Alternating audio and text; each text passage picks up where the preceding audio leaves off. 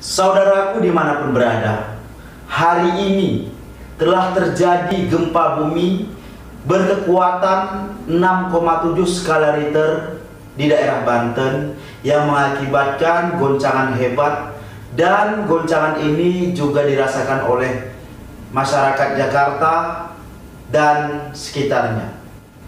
Walaupun gempa ini tidak berpotensi tsunami, tetapi gempa tetaplah gempa yang harus kita jadikan bahan renungan dan kita jadikan bahan untuk mengingat Yang Maha Kuasa.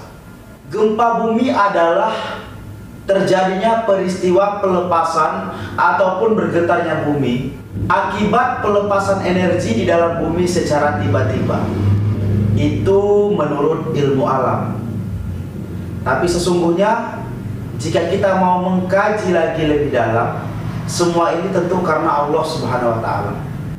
Saudaraku dimanapun berada, guncangan gempa pada hari ini telah dirasakan di Pandeglang, khususnya di daerah Cikesik dan Panimbang. Guncangan tersebut juga dirasakan di daerah Labuan dan Sumur. Lalu dirasakan pula di Tangerang Selatan, Lambang, Kota Bogor, Pelabuhan Ratu, Kalianda, Bandar Lampung, yaitu dengan intensitas guncangan yang sampai 3 dan 4 mmi dirasakan oleh banyak orang. Juga dirasakan di daerah Anyer. Saudaraku dimanapun berada, dalam perspektif Islam, gempa bumi berkaitan dengan tanda-tanda kekuasaan Sang Pencipta, khususnya menjelang hari akhir. Rasulullah Shallallahu Alaihi Wasallam bersabda, tidak akan terjadi hari kiamat kecuali setelah hilangnya ilmu. Banyak terjadi gempa, waktu seakan berjalan dengan cepat, timbul berbagai macam fitnah, al-haraj, yaitu pembunuhan dan harta melimpah ruah kepada kalian. Hadis riwayat Bukhari nomor 978. Dalam surah Al-Haji ayat 1, Allah Subhanahu wa Ta'ala berfirman, yang artinya, wahai sekalian manusia, takutlah kepada Tuhanmu. Sesungguhnya gempa kiamat merupakan sesuatu yang sangat dahsyat. Saudaraku dimanapun berada, seringkali kita mendengar istilah musibah yang biasanya dilawankan dengan istilah anugerah atau nikmat. Dalam Kamus Besar Bahasa Indonesia, musibah berarti kejadian ataupun peristiwa menyedihkan yang menimpa, bisa juga bermakna malapetaka atau bencana. Sedangkan anugerah atau nikmat berarti pemberian atau karunia dari Allah. Secara permukaan, orang kemudian memaknai bencana alam hampir selalu sebagai musibah. Hal tersebut memang sangat wajar karena peristiwa-peristiwa menyedihkan yang mengiringinya, seperti kehilangan anggota keluarga, kehilangan tempat tinggal, mengalami luka-luka, hingga kehidupan yang mendadak berubah menjadi serba sulit. Kekurangan makanan, air bersih, obat-obatan, dan lain-lain.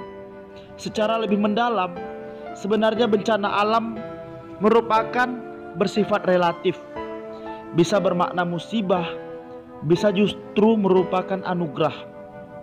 Hal itu sangat tergantung pada diri seseorang dalam menyikapi bencana. Saudaraku dimanapun berada, kapan bencana alam itu menjadi musibah dan kapan ia merupakan anugerah, jawabannya sangat tergantung seberapa jauh pelajaran dari bencana alam itu terserap dan berpengaruh positif pada diri kita semuanya. Baik yang tertimpa bencana itu atau yang sekedar menyaksikannya ataupun sekedar yang mendapatkan info beritanya seperti kita sekarang ini.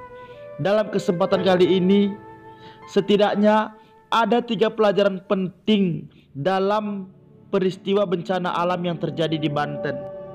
Saudaraku dimanapun berada, pertama, yaitu adalah muhasabah atau introspeksi diri.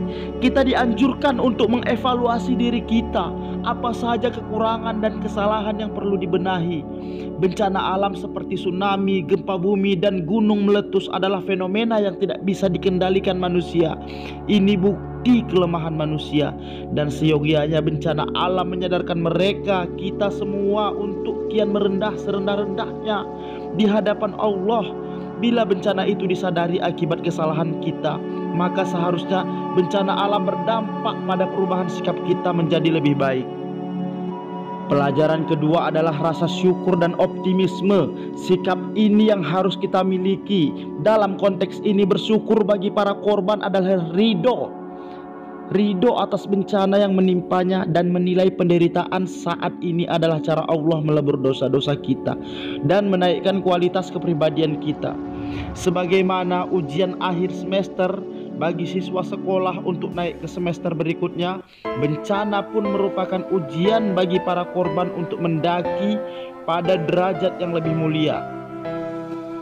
Pelajaran ketiga adalah tentang ladang amal ibadah pasca bencana. Jika bencana adalah ujian kenaikan derajat, maka kenaikan tersebut hanya terjadi bila yang bersangkutan benar-benar lulus dari ujian. Bencana alam merupakan wasilah bagi para korban yang isinya menuntut manusia untuk sabar, ikhlas, tawakal, dan semakin mendekatkan diri kepada Allah. Innalillahi wa inna ilaihi roji'un. Sesungguhnya kita semua adalah milik Allah, dan sesungguhnya kepadanya kita kembali. Kualitas kepribadian mereka sebagai hamba meningkat manakala materi ujian dapat dilalui dengan baik dan benar. Semoga dengan kejadian gempa yang terjadi di Banten ini dapat kita ambil hikmahnya. Apabila kita mendengar kata hikmah di balik bencana, maka itu artinya terkait dengan sikap-sikap bijak kita dalam menyikapi bencana. Karena kata hikmah bermakna kebijaksanaan. Semoga bencana alam yang merupakan bagian dari fenomena alamiah tak menimbulkan bencana baru dalam kehidupan spiritual kita. Wallahu a'lam bishawab. Saudaraku dimanapun berada, dengan cobaan yang diberikan oleh Allah Subhanahu wa Ta'ala ini, semoga kita semakin bersabar. Terutama kita doakan untuk saudara-saudara kita yang berada di Banten, semoga mereka bersabar dan ikhlas dalam menerima cobaan yang ada ini. Semoga dengan kejadian ini kita mendapat hikmah dan semakin taat lagi kepada Allah Subhanahu wa Ta'ala.